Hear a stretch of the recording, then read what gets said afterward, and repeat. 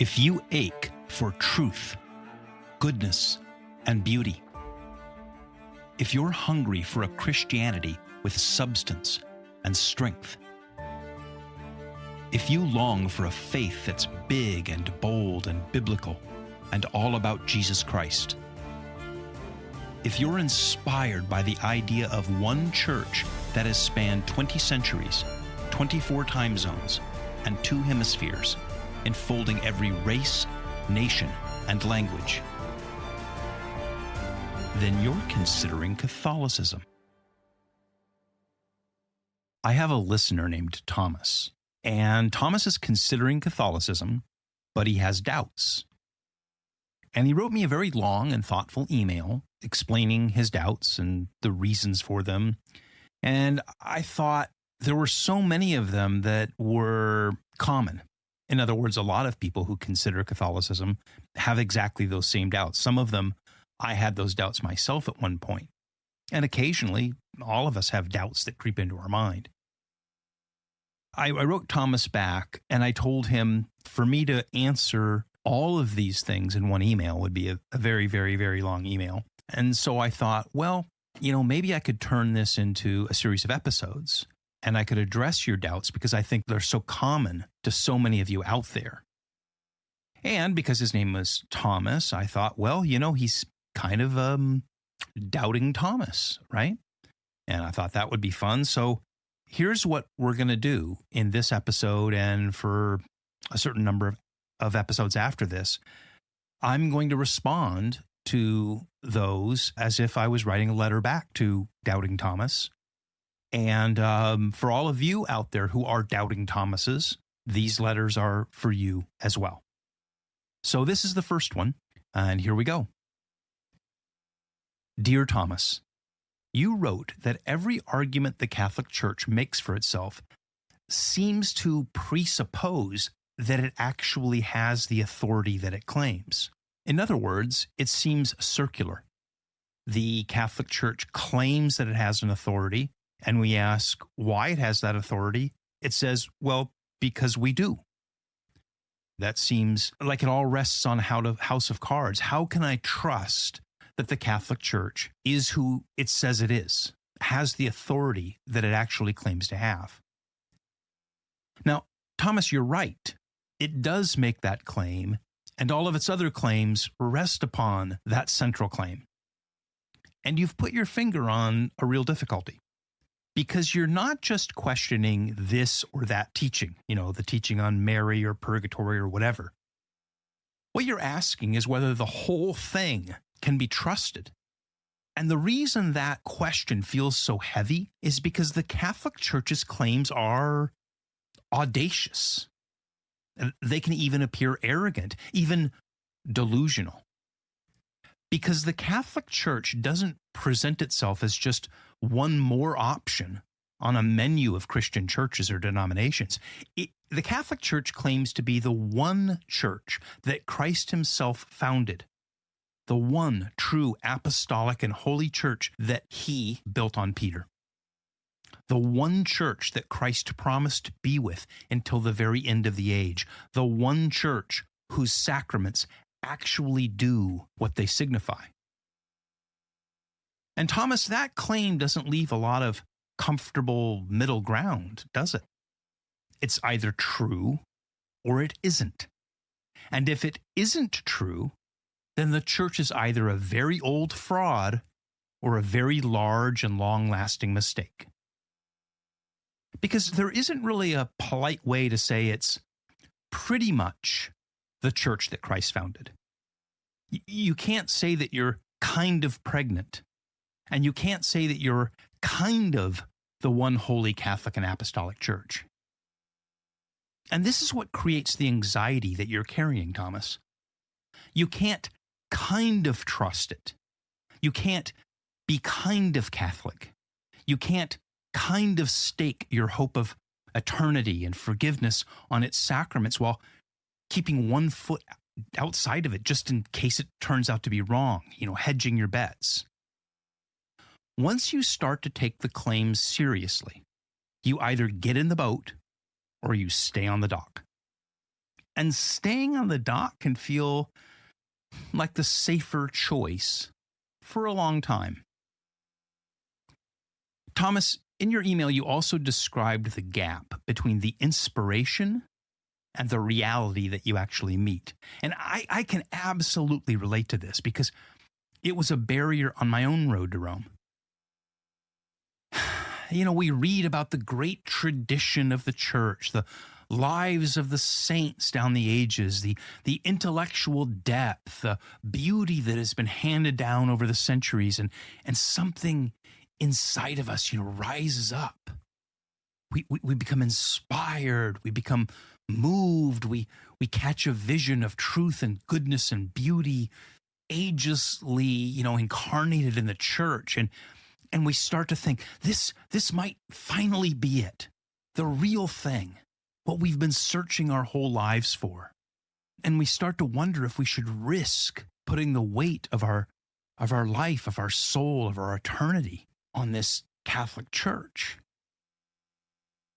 And then we walk into an ordinary parish in some neighborhood that doesn't look like any of those videos of cathedrals or what our imagination of the breathtaking Catholic vision of history, what we imagine that looks like.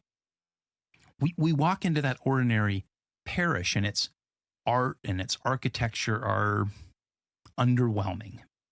And the people are really ordinary, or in some cases less than ordinary, and the priest seems too busy to talk to us, and his homily was, if we're really honest, kind of dull. Or maybe we read about another scandal somewhere, and some priest, some bishop who did something bad, or we meet a priest who just doesn't give us the warm fuzzies, or who we think is intellectually not up to snuff, or who doesn't seem to believe in all the tradition of the church that we're attracted to. Or sometimes we see Catholics who don't seem to take, cradle Catholics who don't seem to take any of it very seriously. And when that happens, the cold water splashes onto our face. All of that vision and inspiration just drains away, and we're left wondering if were we being naive or overly romantic, and we feel a little foolish for believing in that whole Catholic vision. See, that gap between our imagination, between our vision and the reality is real, Thomas. It's not just you. A lot of people who are drawn to the Catholic Church run into that same wall between what the church claims to be and what they actually experience when they get close to it. But it's also one of Satan's oldest tricks. C.S. Lewis showed us that pretty clearly in the Screwtape Letters, if you've ever read it. And I'm not going to get into all the explanation, but Screwtape is a demon teaching a junior demon how to tempt a human being. And Screwtape tells Wormwood that when his patient, meaning the human that he's trying to tempt, goes to church, make sure that the human stares at the fat lady with a goiter in the next pew, or pay attention to the guy who can't carry a tune next to him, or the kid kicking the seat behind him, or the priest's ugly shoes.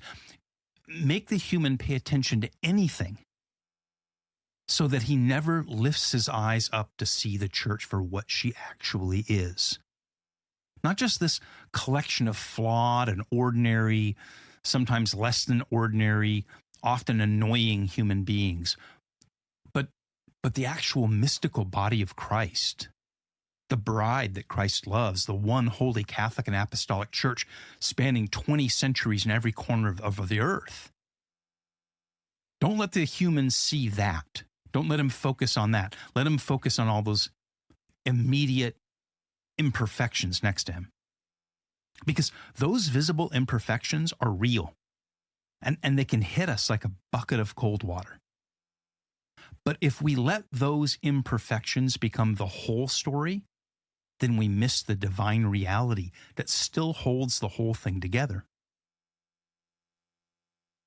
Thomas, in your email, you brought up the arguments that come from other directions. So you listen to thoughtful Protestants, educated, thoughtful Protestants, or to Eastern Orthodox Christians. And some of what they say makes a lot of sense. It lands. And you don't always hear a strong Catholic response to those smart Protestant or smart Eastern Orthodox arguments, because the Catholics that you know may not care much about it or may not know how to answer those critiques. So you end up watching the arguments go back and forth like a tennis match, never really sure who has the stronger case on any given point. The smart Protestant apologist on YouTube, or the smart Eastern Orthodox guy on YouTube, or the Catholics. And after a while, it can start to feel like the safest place is not down there on the field, but up in the bleachers, keeping your options open, making up your own mind about what you'll accept and what you'll set aside. And when you do that, you end up with a kind of custom Christianity that borrows little pieces from here and a little piece from over there, and you are the final judge and arbiter of how to put together your own custom version of Christianity. And I got to tell you, that can feel like freedom, but it also feeds your ego, because you tell yourself that you're too smart to fall for any of the church's marketing shtick. You'll be the judge and jury and decide what's true and not true. And here's the thing, Thomas, that never quite settles the questions, because there's always going to be another argument, another doubt, another reason to keep the final decision in your own hands. And after a while, Thomas, that starts to feel lonely and thin. I know that place well, Thomas. I lived there for years.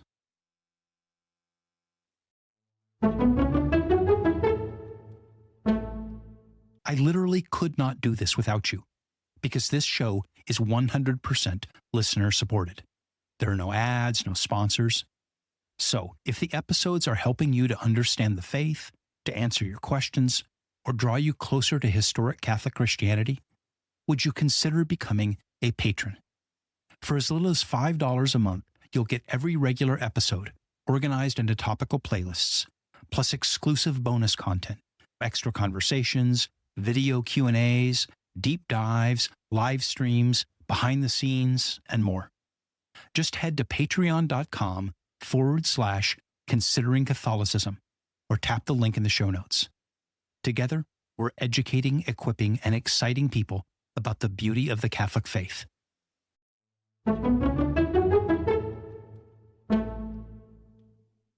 When I first became a Christian when I was 20 years old, I was drawn to a lot of what I saw in the Catholic Church. I was attracted by the depth of the tradition, the history, the sense that this was something bigger than myself and my own opinions or the opinions of the people around me. I was drawn to that bigness, But as a college student in the 1980s, I couldn't bring myself to trust the church's extraordinary claims. Truthfully, I was young and arrogant and sure that I was the smartest kid in the room. And so I trusted my own ability to read the Bible and decide what it meant for myself. I trusted my own judgment about which parts of the Christian tradition were still useful and which parts we could kind of safely leave behind or reinterpret. And that path, it took me down all kinds of twists and turns, first into classical Protestant circles and then eventually into non-denominational evangelical life. Through all of it, I was determined that no one else was going to hand me a finished package and tell me this is it. This is the Christian faith. I was going to put that package together for myself. And what I eventually discovered was that the version of Christianity that I was living with, that I was making up as I went along, just kept changing. Because as my own thinking shifted, as I grew, as I had experiences, as I matured, as I read new books or I met new people, as I traveled, had different ideas, pieces would get added or subtracted from my version of Christianity. And the faith that I was practicing was always, in the end, my faith, my version of Christianity. It was always subject to my own review and revision, right? And after a while, that truthfully started to feel thin and unsatisfying. It started to feel like I was clinging to whatever planks I could grab after the ship had already gone down. And I had to ask myself whether that was really what Christ intended to leave behind for us. Did Christ really establish a church, his own body, filled with his Spirit, and promise to be with it until the end of the age, only to have it shipwreck and fracture into thousands of little pieces like a ship breaking up into flotsam and jetsam, so that each of us just ends up clinging to whatever plank like Rose floating on that door in the Atlantic at the end of Titanic? I couldn't make myself believe that that was the plan that Christ had in mind and what he left behind for his followers. And that's when the claims of the Catholic Church started to look different to me, because no other Christian body makes that same claim, those same claims, with the same seriousness, the same straight face, and the same historical and theological weight behind those claims.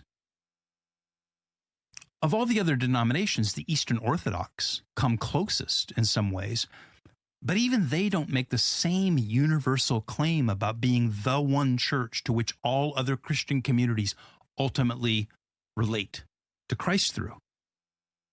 Most Protestant bodies don't claim that at all. So this sharpens the question, right? Because if the Catholic Church is not what it says it is, then it's either a very old and very successful fraud, or it's badly mistaken about its own identity. It's just flat out wrong.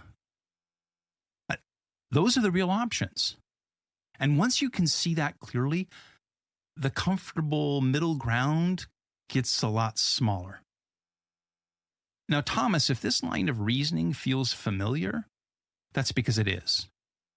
It's the same kind of all or nothing logic that C.S. Lewis made famous in his book Mere Christianity. He called it the liar, lunatic, or Lord argument. Lewis pointed out that Jesus' claims about himself don't leave room for the comfortable middle option of Jesus was just a good moral teacher. He was either deliberately lying about who he was, or he was sincerely mistaken and out of his mind, or he was telling the truth and is exactly who he claimed to be. There's no polite halfway house here. And that same liar, lunatic, or Lord argument applies to the Catholic Church, because either the Catholic Church is lying when it claims to be the one holy Catholic and Apostolic Church that he established with real authority, continuing through Peter and the apostles, or it's deluded and crazy and badly mistaken, or it's telling the truth. And once you see that claim clearly, then the comfortable middle ground gets really uncomfortable. So, I had to decide whether I was willing to get in the boat.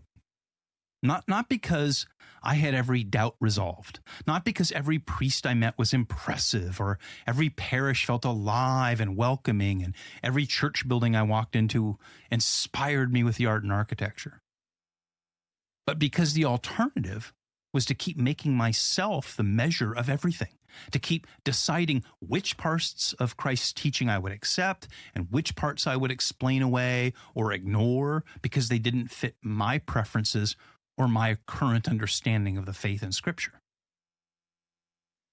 You see, Thomas, trust is a choice.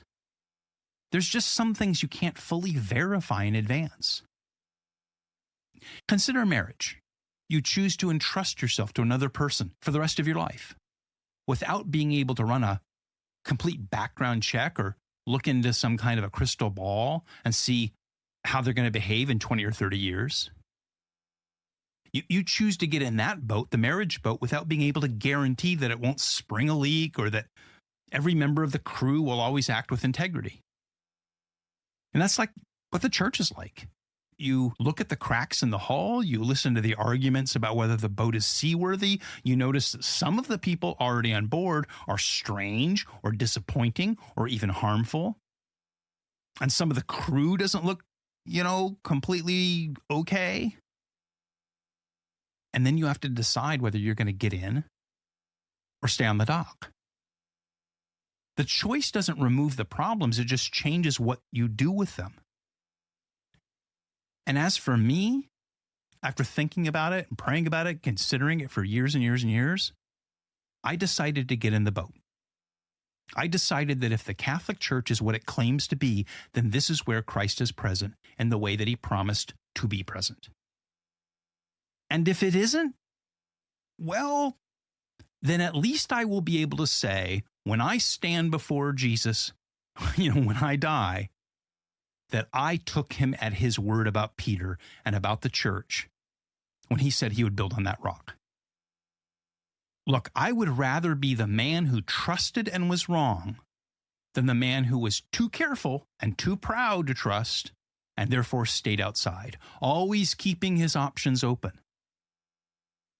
Maybe that makes me a fool, a rube, a mark, whatever you call the people that con men, hoodwink, or whatever. So be it. Because I don't think that we get points at the Last Judgment for having been the smartest or the most cautious or the least gullible. I think that when we stand before judgment, the judge will ask us whether we were faithful with what we were given and whether we trusted what was said. You know that parable that Jesus tells about the parable of the talents, the 3 servants that were given talents? There's a line in that stayed with me for a long time. So the master goes away and he entrusts his estate to 3 servants. And the first 2 servants put the master's resources to work and they earn him a profit. So when he gets back, he's pleased with them. But the 3rd servant was afraid of his master. So he took what he had been given and he buried it in the ground rather than risk using it. He thought he was being prudent. He thought he was protecting himself from making a mistake or being taken advantage of. But when the master returned, the master called that behavior wickedness and laziness. I can only speak for myself, but Thomas, I don't want to be that servant. I don't want to stand before Christ and say, I knew you were demanding. I knew it was hard to find a one true church, so I kept my heart buried where it couldn't be fooled or taken advantage of. I'm not going to trust that Pope guy with his funny pointed hat. So I made up my own private religion so I wouldn't have to trust something as messy and compromised and sometimes scandalous as the Catholic Church. I don't want to tell the master that when he returns. Now, Thomas, your mileage may vary, but I would rather say, Master, I got in the boat.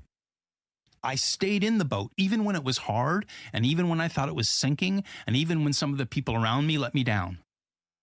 I trusted what you said about Peter, even when I didn't like everything that I saw going on board. Now, again, if that makes me a fool in the eyes of some people, I guess I'll have to live with that. I just don't think I'm going to get extra credit at my judgment for having been too smart to trust the church. So, Thomas, doubts don't disappear the moment that you decide to trust. You still see the problems in the church. I see them every day. You still hear the arguments from thoughtful people who disagree. I hear them every day. You still walk into parishes that feel dead, and you read about failures that break your heart. But the choice has been made. You're in the boat now. At least that's how I think of myself. I've made my choice. I'm in the boat. And the task is to stay faithful in the boat rather than keeping one foot on the dock just in case a better option comes along. That's where I'm at. I've chosen to trust the church that Christ built on Peter with all of its wounds and all of its glories, to let him be the judge of whether that was wisdom or foolishness when the time comes. So, Thomas, I'll be taking up the rest of what you wrote in your email to me in the episodes that are coming. We'll talk about confession and why it matters even when it feels unnecessary. We'll talk about Mary and purgatory and the Eucharist and the scandals that make the whole thing look impossible from the outside. But this, I think, is where it starts for you, Thomas, where it started for me, where it starts for a lot of the people who are out there listening, who are standing where you're standing right now with your doubts. The question isn't whether you have every doubt cleared up. The question is whether you're willing to get in the boat and go on this journey and stay in it, even when it looks like this ship is going to sink. You're not alone in this, Thomas, and you don't have to have every single doubt resolved before you step off the dock and into the boat. Sometimes the next step is simply deciding which boat you're willing to trust and then staying in it, even when the storm gets rough.